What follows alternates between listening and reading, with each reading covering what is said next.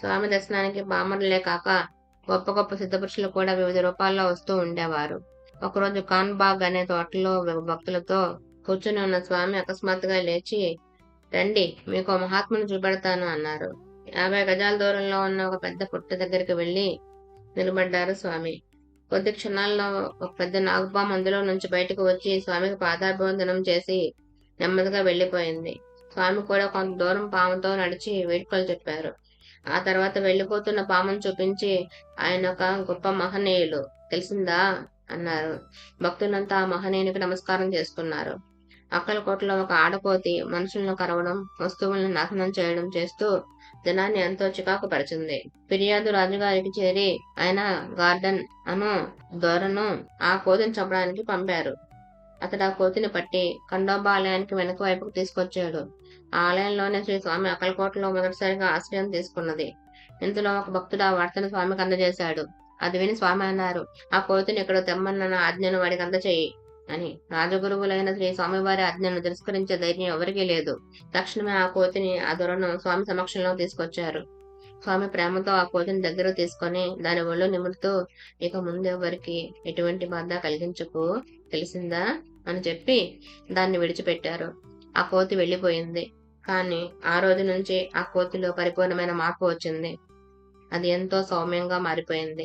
నిత్యము మహాభక్తునిలాగా స్వామి దర్శనం చేసుకునేది. స్వామి దాంతో కబుర్లు చెప్పి దానికి టోపీ పెట్టి దండ వేసేవారు. రాజుగారి ఏనుగులలో జవహర్ అనే పట్టపు ఏనుగు ఒకటి ఉండేది.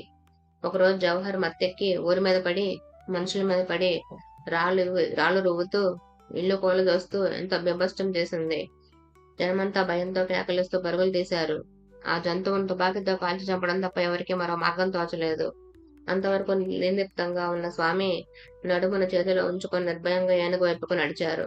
స్వామిని చూస్తూనే జవహర్ అల్లరిమాని ఆయన ముందు మోకరిల్లింది. మనుషులకు లేని వివేకం, మహాత్ముల దివ్యత్వాన్ని గుర్తించే శక్తి ఒక్కొక్కప్పుడు జంతువులకు ఉండవచ్చునన్నమాట. స్వామి దర్శనానికి దేశంలోని ఇతర రాష్ట్రాల రాజులు కూడా చాలా మంది వచ్చి పెడుతూ ఉండేవారు. వారిలో షిండే హోల్కార్, మల్లారావు గైక్వాడ్ బాగా తరచుగా దర్శించేవారు. రాజులందరూ అక్కలకోట సంస్థానానికి కలిగిన మహాభాగ్యానికి చాలా ఆశ్చర్యపోయేవారు. బరోడా రాజైన మల్లారావు గైక్వాడ్ కొంతవరకు అసూయ కూడా చెందాడు. శ్రీ స్వామిని ఎలా అయినా అక్కలకోట నుండి తరలించి శాశ్వతంగా తన సంస్థానంలో ఉంచుకోవాలని నిశ్చయించుకున్నాడు. తగిన మార్గం ఆలోచించడానికి ఆస్థానంలోని పండితులను, మేధావులను సమావేశపరిచాడు. స్వామిని తరలించి తీసుకురాగలిగిన వారికి అందుకైన ఖర్చులే కాక కోరినంత ధనం ఇచ్చి ఘనంగా సన్మానిస్తానని తెలియజేశాడు. కానీ అది సామాన్యమైన పని కాదని అందరికీ తెలుసు. ఎవరూ ముందుకు రాలేదు. చివరకు తాత్యా సాహెబ్ అనే మంత్రి ముందుకు వచ్చి స్వామిని తాను తీసుకొస్తానని శపథం చేశాడు. సంతోషంతో రాజు అతని భుజం తట్టి కోరినంత ధనం, గుర్రాలు, ఏనుగులు, సేవకులను ఇచ్చి అక్కలకోటకు సాగనంపాడు. స్వామివారికి భారీ ఎత్తున కానుకలు కూడా పంపాడు. అక్కలకోట చేరిన తర్వాత తాత్య స్వామి సేవకులందరినీ లోపరుచుకోవడం కోసం పెద్ద ఎత్తున వారందరికీ మిఠాయిలు పంచాడు. చివరకు స్వామికి సన్నిహితులైన చోళప్పకు తన లక్ష్యాన్ని చెప్పి తనకు సహాయం చేస్తే అందుకు బదులుగా 10,000 రూపాయలు ఇస్తానని ఆశ పెట్టాడు. తాత్కాలికమైన ధన వ్యామోహంలో పడి స్వామి అక్కలకోటలో ఉండడం ఎంతటి మహాభాగ్యమన్న విషయం చోళప్ప మర్చిపోయాడు. ఒకరోజు స్వామి సరదాగా మాట్లాడుతున్న సమయం చూచి ఏకాంతంలో స్వామితో ఇలా అన్నాడు, స్వామి, మీరు బరోడా వెళ్ళినట్లయితే నాకు 10,000 రూపాయలు లభిస్తాయి అని అన్నాడు. స్వామి నవ్వి, ఓహో అలాగా, కానీ అతనికి భక్తి లేదు అన్నారు. ఆ మాట వినడంతోనే చోళప్ప ఆశలన్నీ కప్పుకూలిపోయాయి. గత్యంతరం లేక తన పరాజయాన్ని తాత్యాకు విన్నవించుకున్నాడు. ఇది కాదు మార్గం అని తాత్య కొంతమంది బ్రాహ్మణులను నియమించి తన కార్యసిద్ధి కోసం శ్రీగురుచరిత్ర పారాయణ చేయించాడు. అయినా ఏమీ ఫలితం లేకుండా పోయింది. వక్ర మార్గం తప్పితే మరేదీ ఫలించదని నిర్ణయించుకొని తాత్య 3వ పన్నాగం పన్నాడు.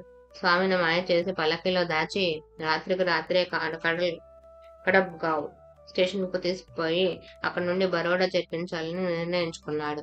స్వామి ఏమీ ఎరగనట్లు తాత్య ఏర్పాటు చేసిన పల్లకిలో కూర్చున్నారు. తాత్యకు తన కార్యం సిద్ధించనున్నదన్న సంతోషం అవధులు దాటింది. రాత్రికి పల్లకి కడవ్ఘాట్ స్టేషన్ చేరింది. రైలు కూడా బయలుదేరడానికి సిద్ధమైంది. తాత్య పల్లకి దగ్గరకు స్వామిని రైల్లో ఆహ్వానిద్దామని పరిగెత్తాడు.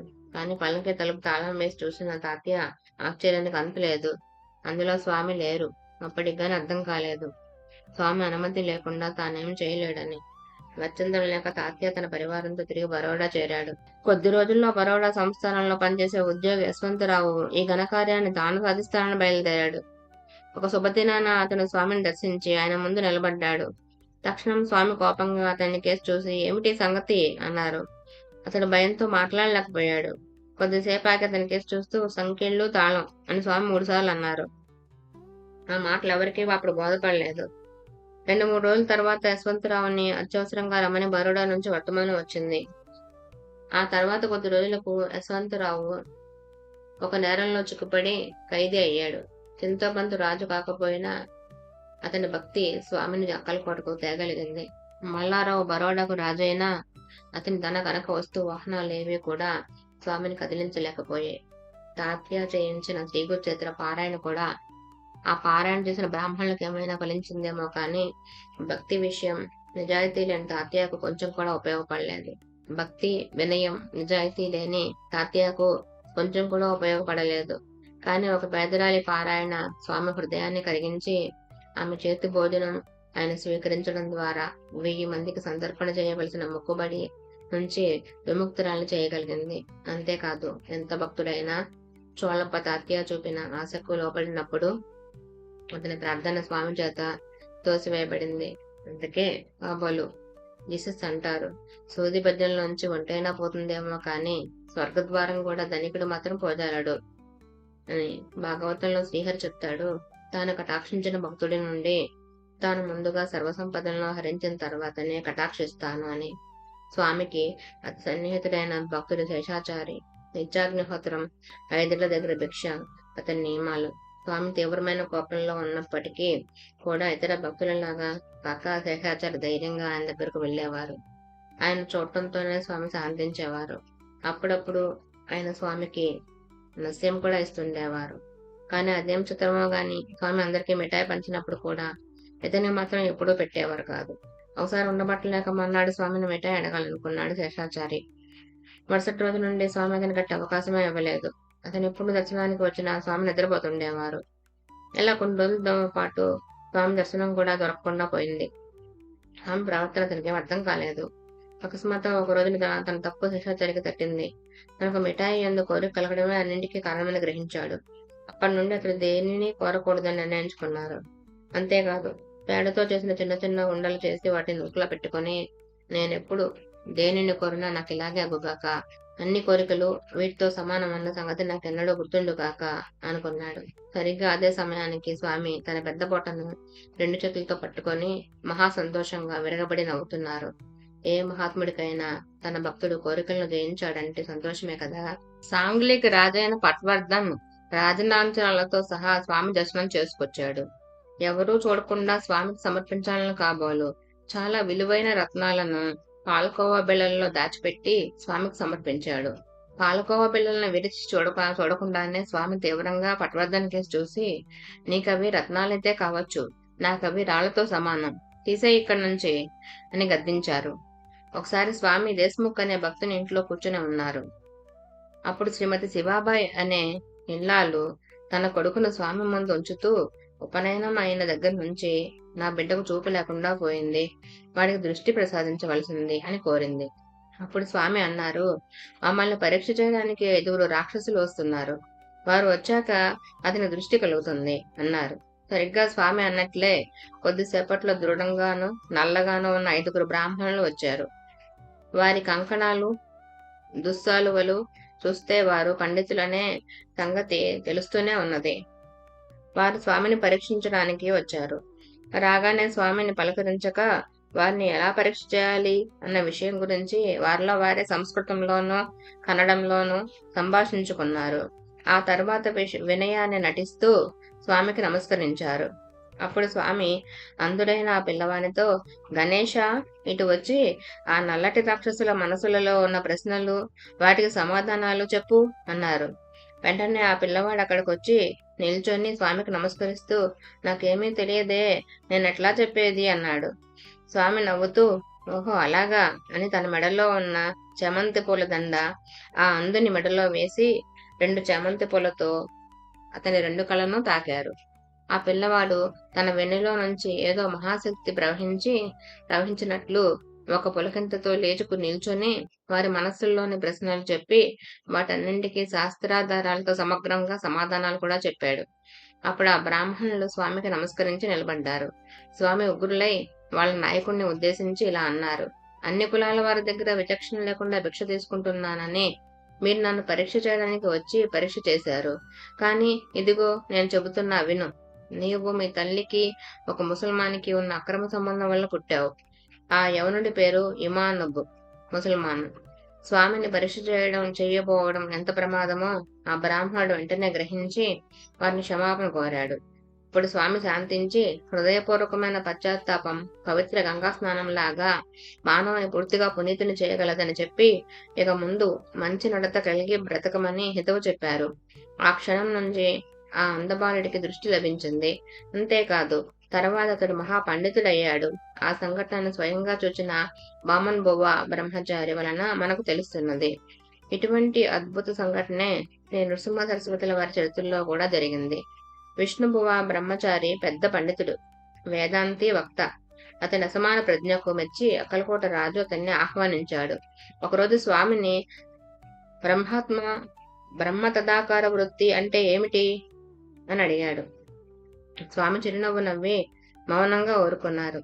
ఆ ప్రశ్నకు సమాధానం చెప్పలేని వృద్ధుణ్ణి స్వామి అనడం తగదని బ్రహ్మచారి భావించాడు. అంతేకాదు పరోక్షంగా తన స్నేహితులతో స్వామి తన ప్రశ్నకు సమాధానం చెప్పలేకపోయారని ప్రచారం చేశాడు. అయినా స్వామి పట్టించుకోలేదు. ఒకరోజు బ్రహ్మచారికి కలలో కొన్ని వేల తేళ్లు మీదకు వస్తున్నట్లు కనిపించాయి. అందులో ఒకటి పుట్టను కూడా కుట్టింది. బ్రహ్మచారి పెద్దగా "చచ్చాన్ రోయ్" అని అరిచాడు. ఆ పక్కనే పడుకున్న ఒక పార్సీ భక్తుడు బ్రహ్మచారిని నిద్రలేపి కారణం అడిగాడు. బ్రహ్మచారి తన కళ్ళనంతా వర్ణించాడు. కొన్ని రోజుల తర్వాత స్వామిని దర్శించి తిరిగి బ్రహ్మ తదాకార వృత్తి అంటే ఏమిటి అని అడిగాడు. స్వామి నవ్వి, మూర్ఖుడా, 100 తేళ్లు కళ్ళలో కనిపించినంత మాత్రానే కేకలు పెడితివే, నీవు కూడా వేదాంతం మాట్లాడడమేనా? బ్రహ్మ తదాకార వృత్తి అంటే అంత సులభం అనుకుంటున్నావా? ఏరుకోవడానికి రోడ్డు మీద పడి ఉన్న వస్తువు అనుకున్నావా? గొంతెత్తి ఉపన్యాసాలు ఇవ్వడంతోనూ మాటలతో గారడీ చేయడంతోనూ బ్రహ్మ తదాకార వృత్తి రాదు. కేవలం పుస్తకాలు చదివినంత మాత్రాన పెద్ద యోగినయ్యాననుకుంటున్నావా? ఇక్కడ నుండి పో అని కేకలేశారు. మరోసారి బ్రహ్మచారి వచ్చినప్పుడు స్వామి ఆ వేదాంత విషయాన్ని వివరించి చెప్పడమే కాక అతనికి యోగదీక్షనిచ్చి సమర్థుణ్ణి చేశారు.